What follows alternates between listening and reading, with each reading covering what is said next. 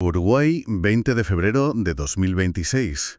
Hoy trataremos la nueva regulación para el transporte a través de aplicaciones en Canelones, la radiografía del comportamiento vial en las calles y las curiosas historias vitales que se esconden tras los edictos legales. Y con esto empezamos el debate. Vamos a sumergirnos directamente en las páginas de la edición número 31861 del Diario Oficial. Al repasar este inmenso volumen de información, resulta fascinante comprobar cómo la maquinaria del Estado documenta y regula absolutamente todo. Hablamos de un registro exhaustivo que captura, desde el impacto de la tecnología global en el transporte local hasta los detalles más íntimos, personales y a veces dolorosos de la vida ciudadana. Y todo conviviendo en un mismo documento de publicación diaria. Y la misión de esta exploración a fondo es demostrar, precisamente, que los registros administrativos están muy lejos de ser simples trámites burocráticos sin alma. En realidad, funcionan como un espejo sociológico en tiempo real. Totalmente. Es de una precisión asombrosa. Quien escuche esto podría pensar que un boletín oficial es solo jerga legal incomprensible, pero en el fondo nos ayuda a entender cómo evoluciona una sociedad, muestra qué mecanismos despliega para mantener el orden, cómo intenta equilibrar la innovación con la tradición y de qué manera protege los derechos individuales ante escenarios que cambian a un ritmo vertiginoso. Vale, vamos a desgranar esto. Empezando por ese choque titánico entre la tecnología del siglo XXI y la burocracia estatal. Nos encontramos en el texto con la resolución 859026 y el decreto D0001026 de la Intendencia de Canelones. Es un marco normativo muy específico. Sí, creado expresamente para regular a las plataformas electrónicas de transporte. Exacto. El tipo de servicio que todo el mundo conoce a través de aplicaciones móviles como Uber o Cabify. Lo fascinante aquí es el intento del legislador por formalizar y, en cierta medida, domesticar la economía digital. Tradicionalmente, estas aplicaciones irrumpieron en el mercado global operando en zonas grises de la legislación. Su argumento inicial solía ser que no eran empresas de transporte. Claro, decían que eran simples intermediarios tecnológicos. Eso es. Una excusa brillante desde el punto de vista del marketing, pero que a los ayuntamientos y gobiernos locales les causó un dolor de cabeza monumental. Precisamente. Sin embargo, lo que vemos en Canelones es una respuesta institucional sumamente estructurada. Es un esfuerzo por garantizar el derecho a la movilidad de los ciudadanos, integrando la comodidad de la tecnología, pero sin destruir el mercado tradicional que ya existía.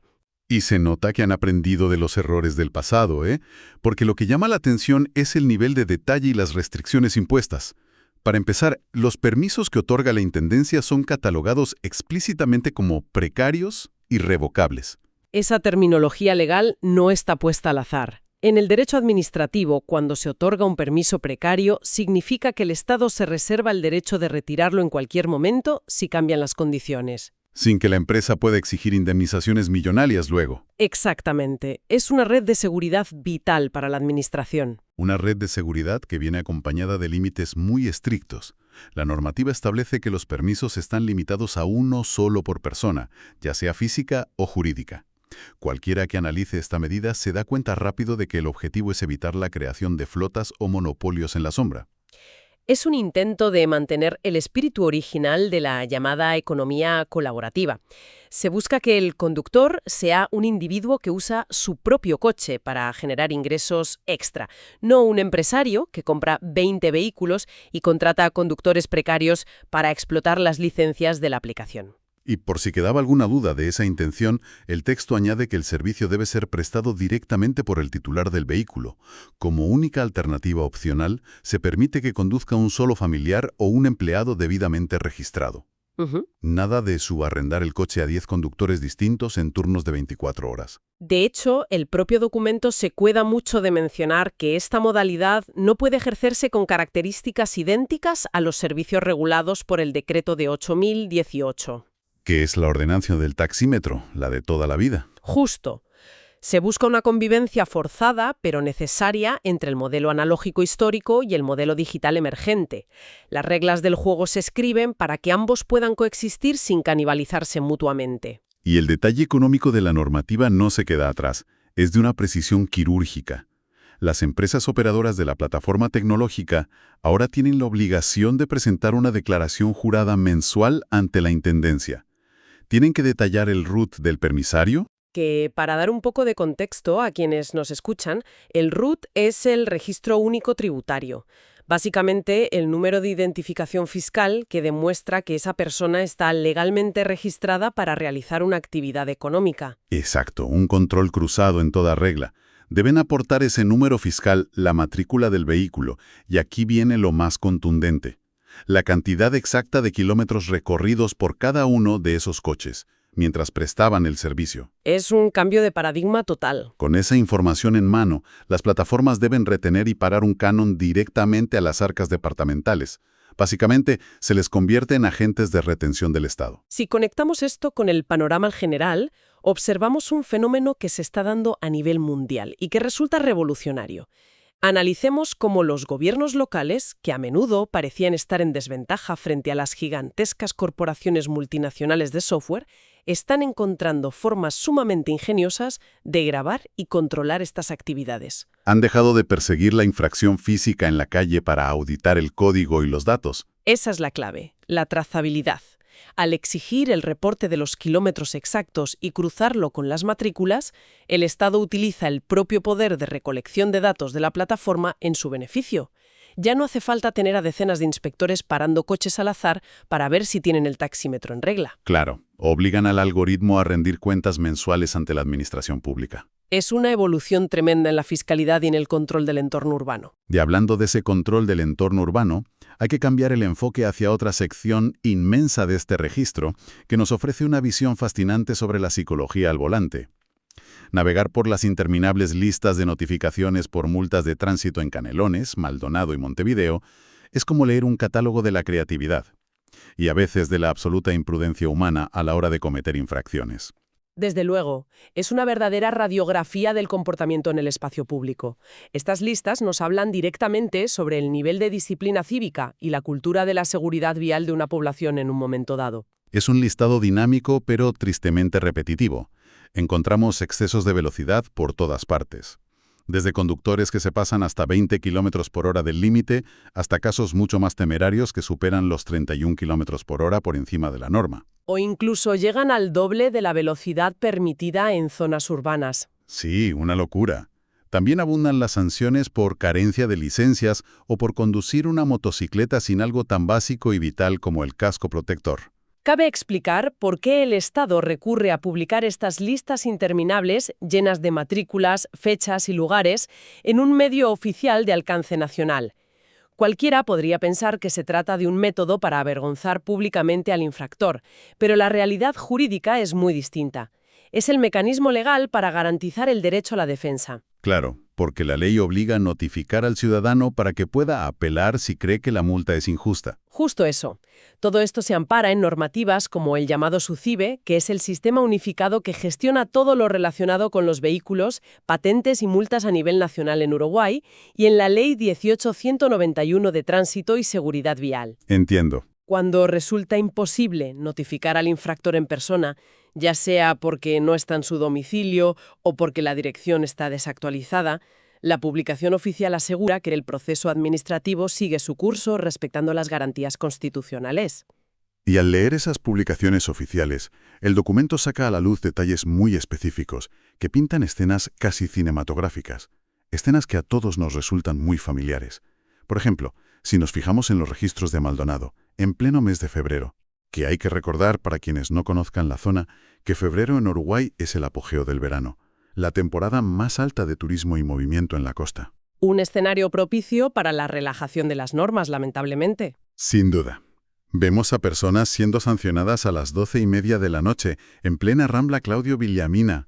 Aparecen matrículas sancionadas por conducir bajo los efectos del alcohol, o a conductores que son captados manipulando el teléfono móvil mientras conducen por esa misma vía costera. Con el peligro inmenso que eso conlleva. Y hay un aspecto que destaca especialmente en estas listas de notificaciones nocturnas y estivales: la reincidencia. Tela con eso. El documento muestra notificaciones severas que dictan de forma telegráfica: reincide, carece licencia 30 días.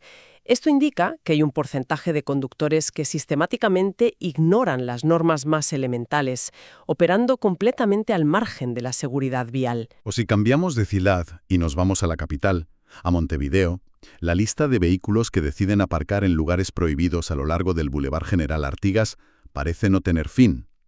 Es la vida cotidiana, con sus prisas y sus pequeñas negligencias, convertida en un código alfanumérico de infracción, con fecha, hora exacta y una ubicación registrada al milímetro.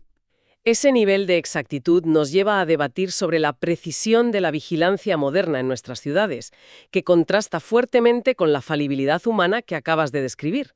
Alguien que coge el móvil para leer un mensaje a medianoche frente a un sistema electrónico que no perdona. Las cámaras y los radares de hoy en día no parpadean. No. No se cansan tras un turno de 8 horas y, sobre todo, no negocian con el conductor. Es la erradicación total de la excusa del «solo ha sido un segundo, agente». Realización en tiempo real, se crea un sistema implacable. Por un lado, esto aumenta indudablemente la seguridad y la percepción de control en avenidas peligrosas. Lógico. Pero por otro, transforma el espacio urbano en un entorno de vigilancia continua. Cualquier error de cálculo con el acelerador, cualquier despiste, queda permanentemente grabado en un expediente y eventualmente impreso en las páginas de este registro oficial. Aquí es donde se pone realmente interesante. Dejamos el ruido del tráfico, las multas y la frialdad implacable de los radares para abordar la sección indudablemente más humana, personal y emotiva de todo el registro. Los edictos matrimoniales, las sucesiones y las rectificaciones. Es un salto brutal, del frío asfalto al corazón mismo de las historias vitales de la ciudadanía. Es la sección que nos recuerda que detrás de toda esa maquinaria burocrática hay personas tomando las decisiones más trascendentales de su existencia. Leer estos edictos es como asomarse por una pequeña ventana a la vida privada de personas completamente reales. Por ejemplo, en una de las páginas, el documento anuncia el inminente matrimonio en la oficina número 1 de Montevideo entre Patricia Jimena Alonso Suárez, de 33 años, de profesión empleada, y Federico Javier Gengueñán da Silva, de 29 años, trabajador independiente. Un anuncio formal que en el fondo encapsula el inicio de un proyecto de vida en común. Y hay otro caso que refleja perfectamente el mundo globalizado y sin fronteras en el que vivimos hoy. Se publica la unión transnacional entre Stefano Dixiani Santamaría, que es un licenciado en informática de nacionalidad colombiana de 32 años, y Sofía Rodríguez Caetano, una analista contable uruguaya de 26 años. Son literalmente historias de amor protocolizadas y selladas por el Estado. Esto plantea una pregunta importante y muy profunda sobre la permanencia de las leyes antiguas en plena era moderna y digital. Para que estas parejas, como el informático colombiano y la analista uruguaya, puedan casarse legalmente, el Estado sigue aplicando una normativa que pertenece a otro mundo, la Ley número 9906, promulgada en el lejano año 1939. Parece increíble que casi un siglo después sigamos dependiendo de un texto redactado antes de la Segunda Guerra Mundial para oficializar una boda. Y fíjate en lo que exige esa ley.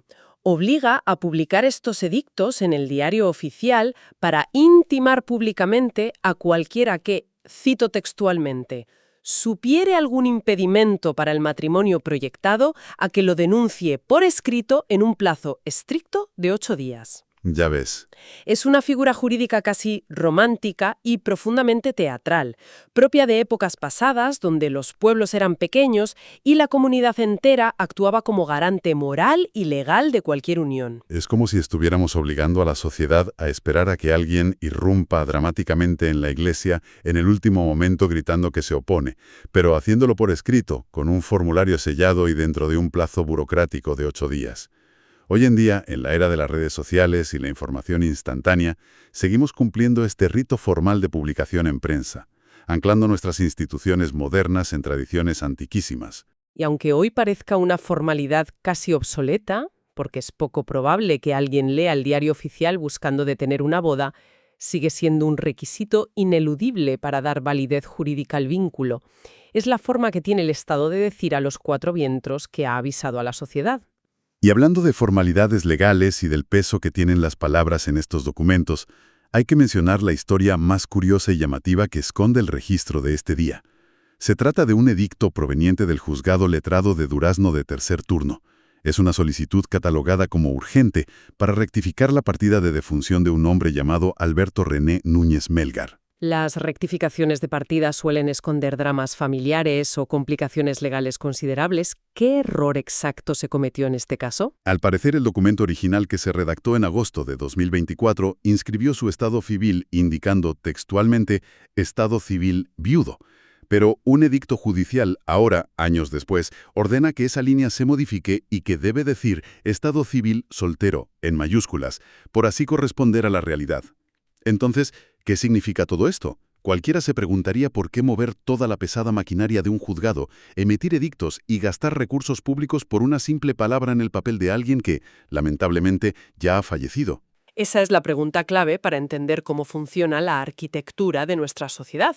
Lo que a simple vista puede parecer una errata burocrática sin importancia, un pequeño desliz administrativo a la hora de rellenar un formulario, tiene unas consecuencias jurídicas absolutamente monumentales. Imagino que cambia por completo el escenario para la familia que queda atrás. Radicalmente, la diferencia entre morir figurando legalmente como viudo o figurando como soltero cambia por completo las reglas del juego patrimonial. Afecta de manera directa a la herencia y a los procesos de sucesiones. En este mismo documento vemos publicadas aperturas de herederos, casos como los de Rubín Camargo o Donato Adelfio Ferreira. El estado civil en el momento de la muerte es el eje sobre el que gira todo el patrimonio de esas personas. ¿Y qué implica exactamente esa diferencia en términos legales prácticos? Si la persona fallece figurando como viuda, la ley asume que hubo un matrimonio previo. Eso podría suponer la existencia de lo que en derecho se conoce como bienes gananciales. Que, para que se entienda de forma sencilla, para quien no domine el lenguaje jurídico, son esos bienes que la pareja adquiere durante el tiempo que están casados y que por tanto pertenecen a ambos por igual. Exactamente. Si hubo un matrimonio, la mitad de ese patrimonio ya pertenecía al cónyuge fallecido anteriormente. Además, genera derechos de usufructo para familiares políticos o activa una línea sucesoria completamente distinta a la que correspondería si la persona fuera soltera. Vaya tela. Si alguien muere soltero, la línea de herederos apunta directamente hacia arriba, a los padres, o hacia abajo, a los hijos reconocidos, sin tener que dividir ni liquidar sociedades conyugales previas. O sea que una sola palabra equivocada puede desencadenar un pleito de años entre herederos. Sin la menor duda. Corregir esto mediante un edicto no es pedantería legal. Es una necesidad absoluta para definir los derechos de propiedad y evitar conflictos legales catastróficos que podrían arruinar a una familia.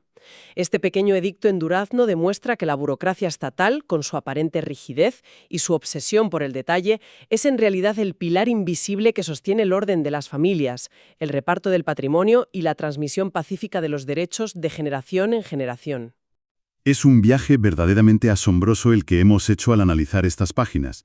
Hemos partido desde el nivel más macro imaginable, viendo a un Estado diseñando normativas complejas en Canelones para intentar domar a las grandes aplicaciones tecnológicas de la economía colaborativa y forzarlas a rendir cuentas, kilómetro a kilómetro, a través de sus propios algoritmos. Un esfuerzo titánico por adaptar el derecho del siglo XX a la tecnología del siglo XXI.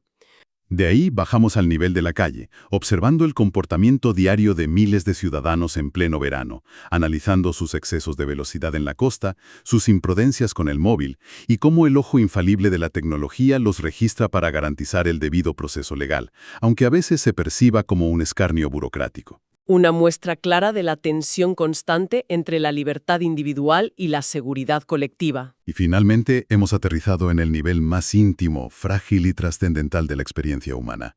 La formalización del amor en matrimonios que cruzan fronteras y las urgentes rectificaciones póstumas que deciden el futuro del legado de una persona. Y todo esto, cada uno de estos extremos de la sociedad, conviviendo pacíficamente en un mismo día, dentro de un mismo y voluminoso documento oficial que pasa desapercibido para la inmensa mayoría de la población. Y la conclusión más poderosa que podemos extraer de todo este análisis es que este tipo de registros actúa como el gran igualador social de nuestro tiempo. Nos demuestran que, a los ojos de la maquinaria administrativa, no hay distinciones de importancia, ni estatus que valga.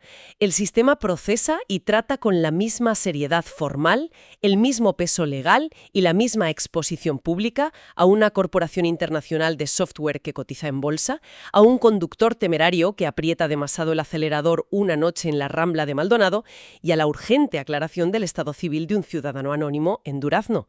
Ante el boletín oficial, todo queda nivelado bajo el mismo rigor del derecho y la fe pública. Es inevitable preguntarse qué pasará en el futuro. A medida que la sociedad avanza a un ritmo frenético hacia registros puramente digitales, donde las decisiones cotidianas se toman por algoritmos invisibles, los acuerdos comerciales se sellan mediante contratos inteligentes automatizados y la inmutabilidad de los datos queda a cargo de tecnologías descentralizadas como la blockchain, ¿desaparecerá esta plaza pública de información que cualquiera puede consultar? Cuando ya no exista un boletín oficial centralizado, con páginas tangibles o archivos legibles por el ojo humano, que recopile de forma conjunta los matrimonios, las herencias, las multas y los decretos de un país en un solo lugar, ¿perderemos como sociedad este fascinante espejo colectivo donde queda reflejada y preservada nuestra vida cotidiana para la posteridad?